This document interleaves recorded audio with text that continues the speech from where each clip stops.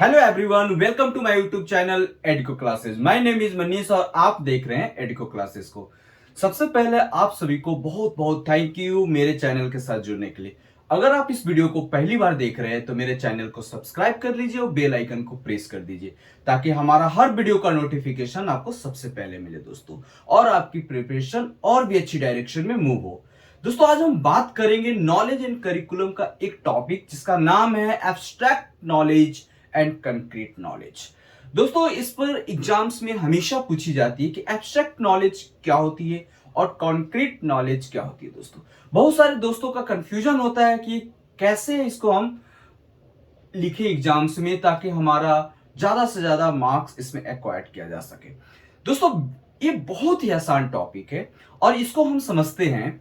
इस टॉपिक को स्टार्ट करने से पहले आपको मैं बताना चाहता हूं कि अगर आप बीएड से रिलेटेड कोई भी टॉपिक पर अगर आपको लेक्चर चाहिए तो अपने प्लेलिस्ट में जाकर आप वहां से सारा लेक्चर आप प्राप्त कर सकते हैं। दोस्तों, वहां पर सारा लेक्चर मैंने अपलोड कर रखा है, आप जाके वहां से ले सकते हैं।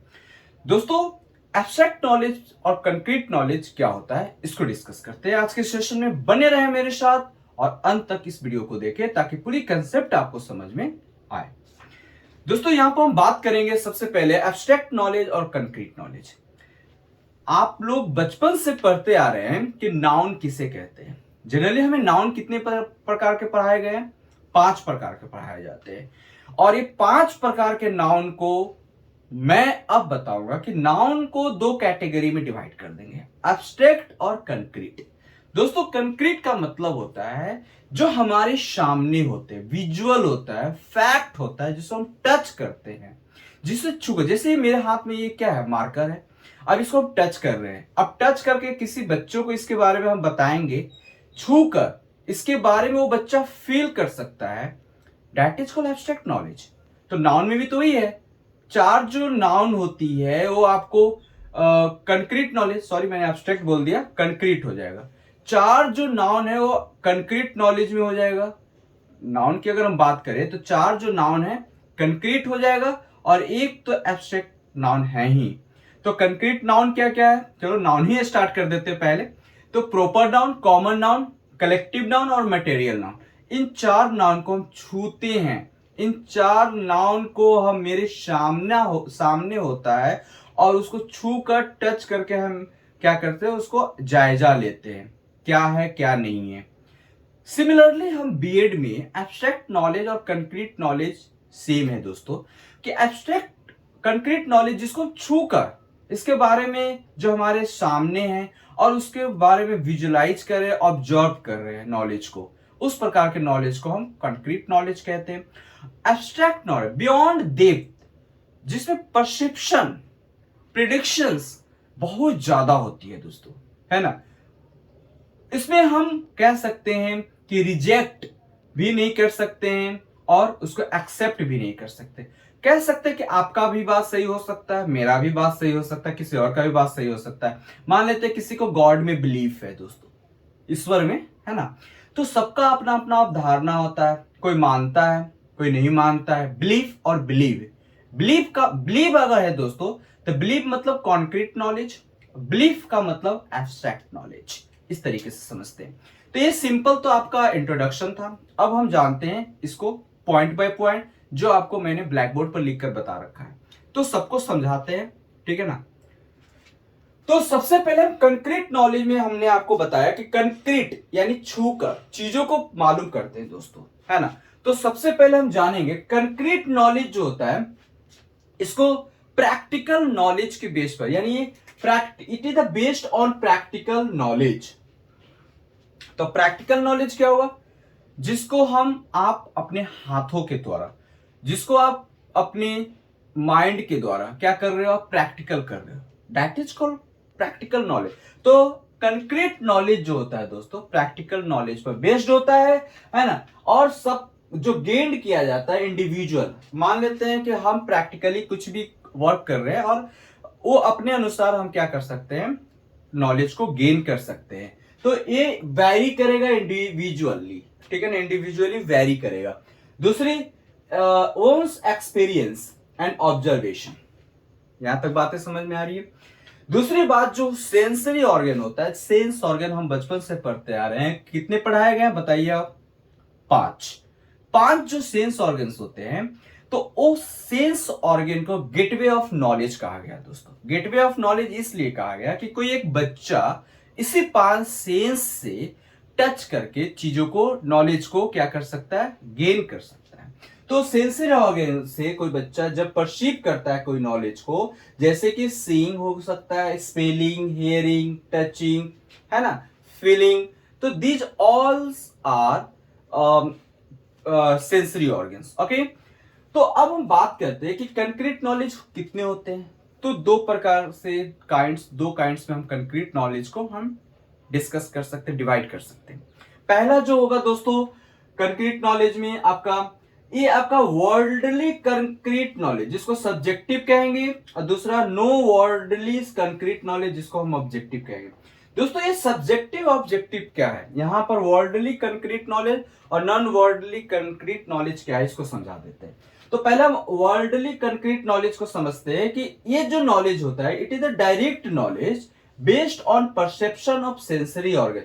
जो हमारा सेंसरी ऑर्गन्स होता है उसके बेस पर डायरेक्ट हम परसीव करते हैं, नॉलेज को एक्वायर करते हैं, that is called worldly concrete knowledge. बातें समझ में आ रही है ना?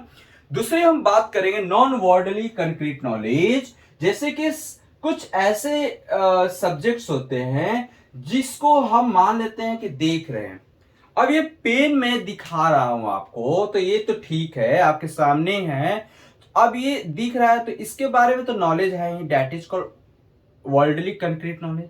नॉन वर्ल्डली में क्या हो, इससे रिलेटेड कुछ और आप नॉलेज एक्वायर्ड कर रहे हो, इससे रिलेटेड कुछ और नॉलेज आप एक्वायर्ड कर रहे हो, that is called non worldly concrete knowledge. एक एग्जांपल से लेते हैं कि जब हम मंकी को देखते हैं, मंकी है ना, तो मंकी को देखते हैं, तो मंकी को देखने के बाद, मंकी को जो डायरेक्टली आप देख रहे हो, जो हमारे सेंसरी ऑर्गन से हम डायरेक्टली परसीव कर रहे हैं, पर जो हमारे सेंसरी ऑर्गन से डायरेक्टली उसके बारे में देख कर उसके बारे में हम नॉलेज को प्राप्त कर रहे हैं, तो वो तो आपका हो गया वर्ल्डली कंक्रीट नॉलेज। लेकिन उससे रिलेटेड अब उसके बिहेवियर को समझेंगे, उसके बारे में और कुछ जानने की कोशिश करेंगे, that is called non worldly concrete knowledge. इस तरीके से हम समझ सकते हैं कि काइंड्स दो हो जाएगा दोस्तों।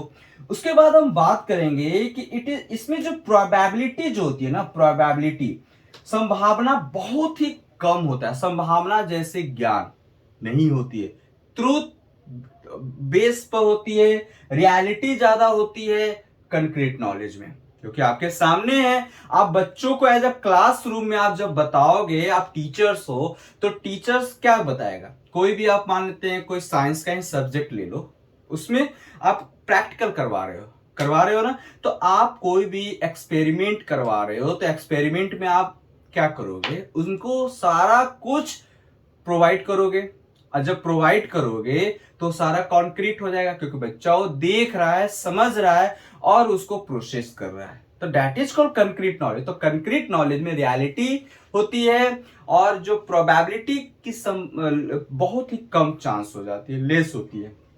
Next, can be directly experience, ये डायरेक्टली एक्सपीरियंस बेस्ड होती है दोस्तों। नो डेप्थ, इसमें ज्यादा गहराई तक नहीं जाया जा सकता है। नो डेप्थ कहने का मतलब बियॉन्ड ट्रूथ, बियॉन्ड मतलब जो किंतु परंतु वाला सेंस इसमें नहीं लगेगा। समझ में आ रही है ना बातें? जो है तो है, जो एग्जिस्ट कर रही है, तो उसी के बारे में हम समझेंगे। इसके बियॉन्ड दिस क्या है, नहीं है, पता नहीं, ठीक है ना। यूनिवर्स के बारे में जो अभी मान लेते, बहुत सारे अभी साइंटिस्ट बोलते हैं कि और भी ज्यादा मून हो सकते हैं, और भी ज्यादा प्लैनेट हो सकते हैं, और भी ज्यादा यूनिवर्स हो सकती है। अरे भाई साहब, जितना अभी फैक्ट हमको मालूम है, अभी 8 प्लैनेट के बारे में हम लोग पढ़े हैं, तो वो फैक्ट है, वो अभी साइंटिस्ट ने प्रूव कर रखा है ना, कि 8 है। अब और भी हो सकते हैं, जब प्रूफ हो जाएगा, जब हमारे सिलेबस में इंक्लूड हो जाएगा उस टाइप के नॉलेज को, तब हम क्या कहेंगे कि वो कंक्रीट होगा। लेकिन अभी 8 को ही, प्लैनेट को कंक्रीट कहेंगे, बाकी एब्स्ट्रैक्ट हो सकता है, आप मानने के लिए तो कुछ भी मान सकते हो, है ना। तो नेक्स्ट, तो इसमें जो no depth just refer to reality, objective reality, it is the form of the natural, true and touchable. Simple, it जो टचेबल होता है, ट्रू होता है, रियलिटी होता है दोस्तों, ये सारा कंक्रीट नॉलेज होगा। आई होप कंक्रीट नॉलेज आपको अच्छे से समझ में आ गई होगी। इसमें आप एग्जाम में लिखोगे ना, तो सबसे पहले क्या करना कि आप पहले इंट्रोडक्शन लिख देना, ठीक है ना। What is the concrete and concrete और एब्स्ट्रैक्ट का कुछ इंट्रोडक्शन जो मैंने बताया लिख देना। उसके बाद क्या करोगे, उसके बाद आप मीनिंग लिखोगे, कंक्रीट का और एब्स्ट्रैक्ट का अलग अलग अपना मीनिंग लिखोगे। फिर क्या करोगे, कैरेक्टरिस्टिक्स ऑफ कंक्रीट नॉलेज इसी में से निकालकर आप डाल दोगे, कैरेक्टरिस्टिक्स ऑफ एब्स्ट्रैक्ट नॉलेज को आप डाल दोगे, एंड नाउ फाइनली आप करोगे कंक्लूजन, दोनों को डाल देना, ये आपका आंसर कंप्लीट हो जाएगा। It's enough. एब्स्ट्रैक्ट नॉलेज की बात करते हैं कि जो एब्स्ट्रैक्ट नॉलेज होता है दोस्तों, it can be explained as the manner of thinking. सोच पता है आपको, इस दुनिया में सबसे तेज अगर कुछ चलता है तो हमारा सोच है। आप अभी यहीं हो और यहां से तुरंत आप कहीं और चले जाओगे, इतनी तेज गति से। अगर कोई जीके में ये प्रश्न आ सकता है, मजाक कर रहे हैं, कि सबसे तेज गति से चलने वाला चीज क्या है, तो बता देना सोच है। चलो, it has involves much deeper. दोस्तों इसमें जो डीपर की बात आ रही है ना, तो डीपर तो कुछ भी हो सकता है ना। आप जिसके बारे में प्रूफ है ही नहीं, उसको आप सोचो, परसेप्शन लगाओ, प्रेडिक्शंस लगाओ, कुछ भी हो सकता है, सिंपल। तो डीपर हो सकता है नॉलेज, वाइडर हो सकता है, और मल्टीट्यूड ऑफ मीनिंग्स, बहुत सारे मीनिंग निकल सकती है बियॉन्ड। एब्स्ट्रैक्ट नॉलेज जो होता है, जिसको हम बोल सकते हैं अनुमान, जो बेस्ड लॉजिकल थिंकिंग के बेस पर होता है दोस्तों। इसमें बहुत सारे वेराइटी ऑफ पर्सपेक्टिव मिलती है, पर्सपेक्टिव की वेराइटी बहुत ज्यादा हो जाती है। दूसरी, ये पीपल्स की बिलीफ की बात करता है। बिलीफ का मतलब किसी की बिलीफ बहुत ज्यादा होती है भगवान में, तो उसको आप रिजेक्ट नहीं कर सकते हो, है ना, और ना ही उसको आप कह सकते हैं सर्टिफाइड कर सकते हो। अगर कोई बोलता है कि मैंने देखा किसी गॉड को, अब सर्टिफाइड कैसे करोगे भाई साहब?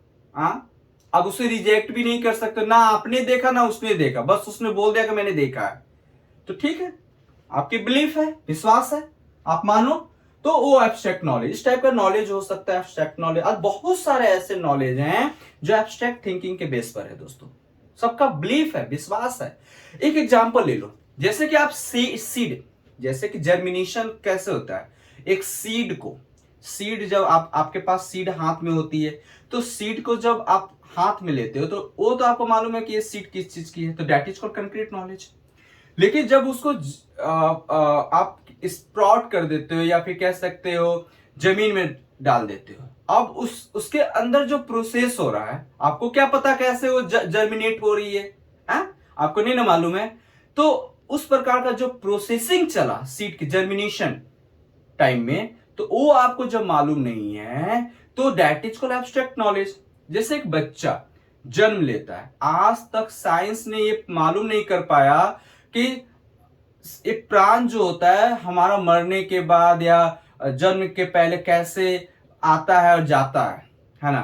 तो ये सारे इस टाइप का जो नॉलेज होता है ना दोस्तों, सब एब्स्ट्रैक्ट नॉलेज में डाल सकते हो आप, ठीक है ना। तो ये एब्स्ट्रैक्ट नॉलेज हो सकता है। Gives attention to hidden meaning दोस्तों, हाँ, इसका जो हम ये अटेंशन ज्यादातर हिडन मीनिंग पर जाता है। इस प्रकार के नॉलेज जो हिडन है, जैसे कि बर्मुडा ट्रायंगल की अगर हम बात कर लेते हैं, तो बर्मुडा ट्रायंगल में बहुत सारे जो एयरक्राफ्ट हुए सबमर्ज्ड हो गए, ठीक है, कुछ कुछ चीजें पता चली है, मालूम चला, लेकिन फैक्चुअल चीज अभी मालूम नहीं चला। जैसे मिल्की वे एक गैलेक्सी है हमारी, तो कह सकते हैं उसमें अभी तक एग्जैक्ट कितने प्लैनेट हैं, कितने और भी ऐसे गैलेक्सियां हैं, अभी तक एग्जैक्ट मालूम नहीं चला। शायद हम लोग जैसे और भी प्राणी किसी और प्लैनेट पर होंगे, हाँ, हो सकते हैं, ये मालूम नहीं है ना। तो इस प्रकार के नॉलेज को एब्स्ट्रैक्ट नॉलेज कहेंगे। दूसरी चीज, it can't be verified. Abstract knowledge को हम वेरीफाइड नहीं कर सकते दोस्तों। दूसरी चीज, गोज अंडर द सरफेस। मेंटल प्रोसेसिंग इसमें involve, very important of, mental processing इसमें इन्वॉल्व होती है। लव, फीलिंग जो बात करते हो दोस्तों, feeling, feeling is the part of abstract knowledge, है ना। इसको कोई प्रूफ नहीं कर सकता है। लव को आप प्रूफ करोगे, कैसे करोगे बताओ? कोई है पैमाना, मेजरिंग यूनिट है क्या? है नहीं, है ना। तो it is unclear and obscure, probability are more, इसमें प्रोबेबिलिटी ज्यादा हो जाती है, कंक्रीट में कम रहती है। This knowledge can't be certified और रिजेक्टेड, पहले मैंने बताया कि इसको रिजेक्ट और सर्टिफाइड नहीं कर सकते। तो इस तरीके से आपका एब्स्ट्रैक्ट नॉलेज और कंक्रीट नॉलेज यहीं पर खत्म होता है। आई होप आपका ये टॉपिक क्लियर हो गया होगा। आप मुझे बताएंगे कमेंट करके कि ये वीडियो कैसा लगा दोस्तों, ठीक है ना। अब मैं जैसे जो मैं आपको डिस्प्ले पर पढ़ा रहा था, तो अब मैंने डिसाइड किया है कि मैं आपको ब्लैक बोर्ड पर समझाऊंगा। कम वीडियो लाऊंगा लेकिन अच्छे से आपको ब्लैक बोर्ड पर समझाऊंगा। आप मुझे बताएंगे दोस्तों कि कमेंट करके कि कैसा लग रहा है दोस्तों, क्योंकि आपकी फीडबैक मुझे एक पैनेशिया का काम करता है, रामबाण की तरह काम करता है दोस्तों। आपकी जो कमेंट होती है ना, वो मुझे मेडिसिन की तरह काम करता है, और मैं नेक्स्ट वीडियो डालने के लिए मोटिवेट हो जाता हूँ, एनर्जेटिक हो जाता हूँ, और मैं आपके लिए नया वीडियो लेकर आ जाता हूँ, ठीक है ना। तो आप मुझे बताएंगे कि ये वीडियो आपको इस तरीके से समझा रहे हैं तो क्या क्या प्रॉब्लम। बहुत सारे कमेंट आती है, मुझे अच्छा लगता है ये जानकर के कम से कम आप मुझे सजेस्ट करते हैं, लाइक करते हैं, तभी तो आप कमेंट करते हैं, है ना। अगर लाइक कमेंट या वीडियो देखते ही नहीं तो कमेंट क्यों करते हैं? सिंपल सी बात है कि आप देख रहे हो तब तो कमेंट, आपको कुछ कमियां लगी आप मुझे शेयर करते हो। ऐसा ही शेयरिंग आप करते रहो, कमेंट करते रहो, ताकि मुझे अपने आप को इंप्रूव करने में हेल्प हो सके, और मैं कोशिश करूंगा कि इंप्रूव करता रहूं, आपके लिए कुछ ना कुछ करता रहूं दोस्तों, ठीक है। नेक्स्ट वीडियो के साथ मिलते हैं। और एक चीज और, वीडियो को शेयर करना ना भूलेंगे, शेयरिंग इज केयरिंग दोस्तों। नेक्स्ट वीडियो के साथ मिलते हैं, तब तक अपना ख्याल रखिएगा। बाय, जय हिंद।